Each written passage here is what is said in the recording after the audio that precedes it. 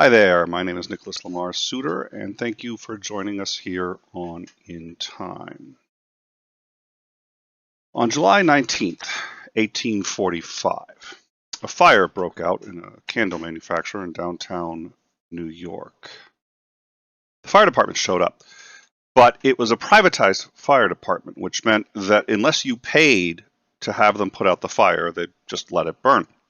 The way they knew whether or not you had paid up on your fire insurance was that they would put a shield on your property, a tree or on a rock wall, and that would let them know that you were paid up and they could put out the fire. In fact, that shield is where you get the shields on the tops of the fireman hats today. Well, they arrived and there was no shield, so they just sat back and watched it burn. The fire spread to two other buildings and then to a third. They did nothing, watched it burn. The fourth building had a shield on it, and they proceeded to attempt to put out the fire, but by this point the fire had gotten so big they couldn't put it out. The net result was a loss of 70 buildings in downtown New York to the tune of $286 million in today's money, and the death of 26 civilians. That was a catastrophic fire in New York that could have easily been prevented if they just put out the first building.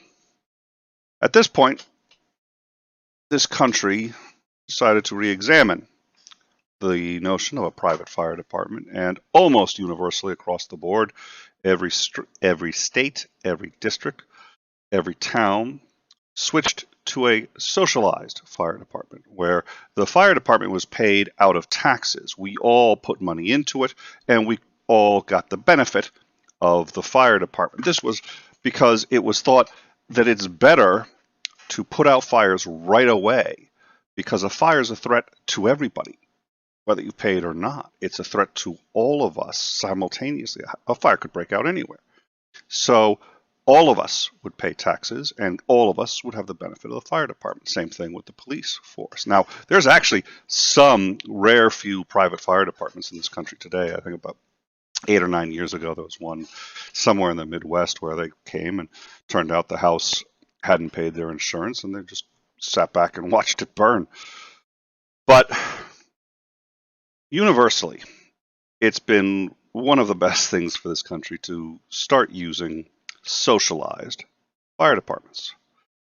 We have a socialized police force too. Why? Same thing. If your neighbor is getting into a fight, domestic violence of some kind, and one of them pulls out a gun, it's probably best for everybody in the general vicinity that the police come and find a way to defuse the situation, whether or not they can pay for the police notwithstanding. We have also actually privatized our military. We have socialized our military. We've experimented with a private military in the last Iraq war. That was a company called Blackwater. All sorts of troubles, not the least of which that I think got sort of underreported, not understood, is what happens to the morale of the troops when you have private mercenaries fighting roughly alongside of them. What's the message you're sending when we have the most expensive military on the planet, the budget of which is equal to the combined budget of all the other countries on this planet combined for their military, and yet we're sitting there saying there are things they can't do. We have to hire one of the most expensive companies around to give us mercenaries and privatize the military. It's a phenomenally poor idea. Nonetheless, every fire department, for the most part, has an ambulance. Every police car has a first aid kit. Why? When the fire department shows up, usually there's going to be a need for medical services. Same thing when the police show up. They could need to administer first aid and care at any time. Health is just one leg of a tripod of these services that are necessary for us to function properly in a society. Anyone could get sick at any time. Anyone could break a leg at any time. We all are as vulnerable to illness as we are to fire. Yet we understand why we've socialized the fire department. We won't even consider socializing healthcare in this country. I remember arguing with a person who had said, you can't socialize anything in this country. As soon as you let socialism in, it's all over. This is from propaganda in the 80s that we did to help boost our fervor against the Soviets. Anything that was communist or socialist is necessarily bad by default, not realizing that we don't have a capitalist economy. We have what's called a mixed economy. Some capitalism, some socialism. It leans strongly on the capitalist side, but we've socialized a number of services.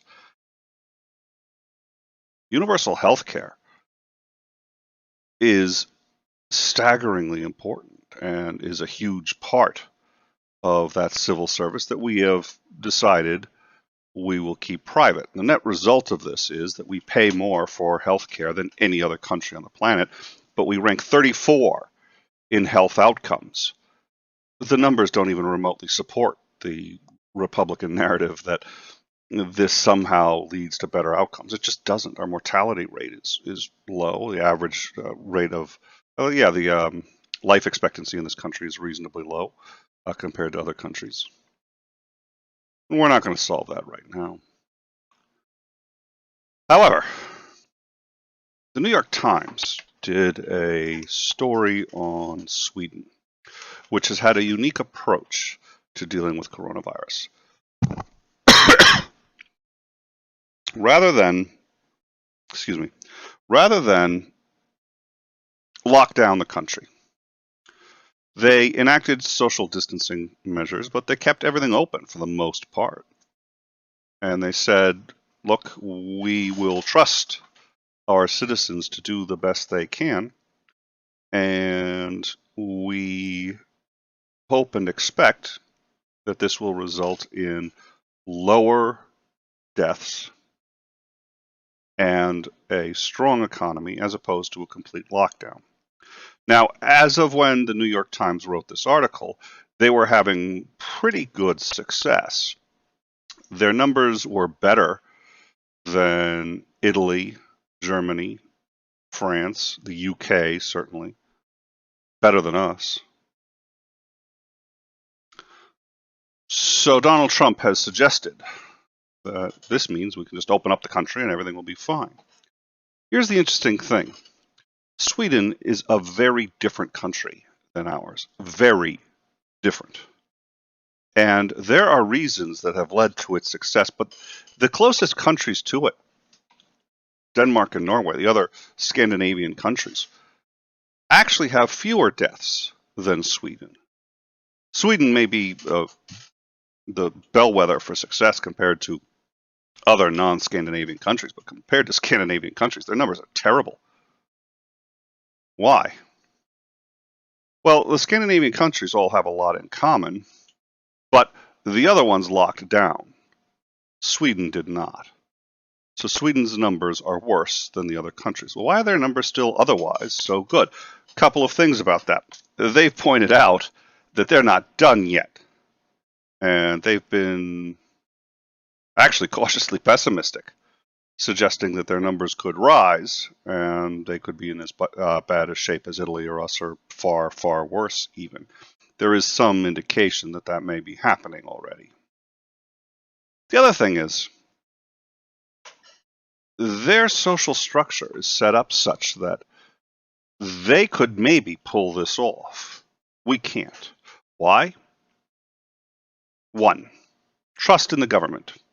They have, on average, the poll done on trust in the government. Do you believe that your government is acting in your best interest and can protect you and is taking good care of you? Sweden, the average response rate was 76% yes. In the US, it's 43% yes. When the government says in Sweden, we need to take these measures, most people will follow them and follow them well. There's a sense of community. In the US, we don't have that. In the US, I may or may not wear a mask, and I may or may. Our rugged individualism is getting us fucking killed.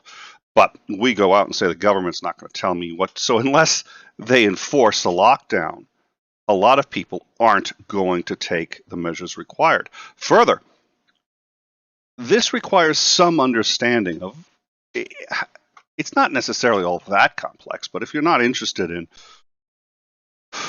the science of how and why this disease spreads the way it does, a lot of people just tune it out and say, well, I'm not going to pay attention. It doesn't matter. It's not a big deal. My gut tells me it's not a big deal. Sweden is one of the most educated countries on the planet. They can add. They know what these numbers mean, and they know how serious it is. So they're following the rules. The U.S., our education's really very poor, especially compared to them. And the number of people who sit there and say that this isn't a particularly bad virus, or there's no socialism in this country, and if you let socialism in, it's all over, even though we already have a good deal of socialism in this country. They just don't understand what socialism is or how it works. And I'm sure their gut will explain it to them. Nonetheless, they also have socialized medicine, which means that they take care of their citizens. Well, there's a novel idea. If you feel sick, the government will pay for you to stay home. You will continue to get your wages. And now I can hear a great many Republicans sitting there saying, well, then there's no incentive to work and people will just stay home. It boggles my mind that these are the same people who talk about the value of a good day's work and how good it feels to be good at your job and go out and work and produce something. It does feel good. So why is it that they think as soon as you're getting paid, whether you go in or not, everybody's just going to stay home? Most people want to work. Most people want to work. Republicans know this and talk out both sides of their mouth on this issue. How do I know that? Because I want to work, because most people I know want to work, and because in the Scandinavian countries, they get paid even if they stay home, and they go to work. Maybe they're just better. Maybe they're just better. Wonder if that's the narrative that conservatives who think we can't have social welfare programs are trying to suggest. At any rate, if you get sick in Sweden, they ask you, no, they tell you to stay home, and you continue to get your wages. You could be home for a month. That's how long a number of people, including myself, get taken out by this. A month in bed. Some people have no symptoms at all. It's really bizarre, the range of effect this has on people. But they don't want you coming into work. If you think you're sick, stay home. In the U.S., how many times has somebody, especially in service industries, which is the place we can least afford it, but a waitress, she knows if she doesn't go to work, she's not going to get the tips, she's not going to get paid, she's got a child, maybe two, she has to feed, she has to pay her rent, she's sick, goes into work anyway. She needs the money. That's a phenomenally stupid idea. That's like saying, we're not going to put out a fire because he hasn't paid the insurance. It spreads. It causes collateral damage. If you're sick, you should be able to stay home. Just means nobody trusts the average American citizen. The businesses don't trust them. Government doesn't trust them. All this week, there has been testimony in front of Congress, all but begging them to do something. So far, it looks like they're thinking of doing what we like to do, which is throw money at the problem, because that'll solve it. The former head of the CDC, Tom Frieden, testified on Capitol Hill and said that the U.S. would easily exceed 100,000 deaths. He said, quote, "It's really bad," and, quote, "This is just the beginning." Where we are right now is just the beginning. If 20% of the U.S. population gets this virus, and right now we're told to expect between 60 and 70% before this is done, but if only 20% gets it, and the mortality rate is the current estimate of 3.7%. We are looking at 2 million Americans dead.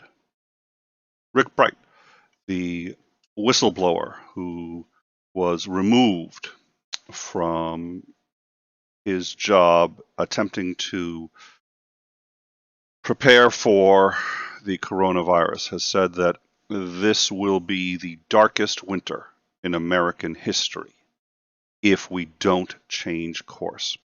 He said all Americans should prepare for what's coming. The numbers are starting to go back up again. They're going back up exactly in the places you'd expect in the states that opened up early. A number of states are opening up. Wisconsin, if I believe, has basically said they are opening up completely and for all intents and purposes without restrictions. Restaurants can open at 100% capacity, so on and so forth. So, I don't know. North Korea is the other country, sorry, South Korea is the other country that has done a spectacular job with this, another model for dealing with the corona pandemic. However, they did extensive testing. Donald Trump thinks the testing's worthless. I mean, he's all but said it. He's come out and said, well, gee, because the testing gave what may be several false negatives.